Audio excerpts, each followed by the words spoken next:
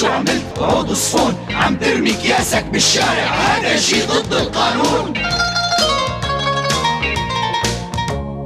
عم تأذي الناس وجيرانك، انت مسائل مو هون. مخصص لك عدة ساعات مشان ترمي الفضلات. فوق منا ما في شارع إلا في عدة حاويات، لحتى تبقى البلد نظيفة وتعلى لأعلى المستويات.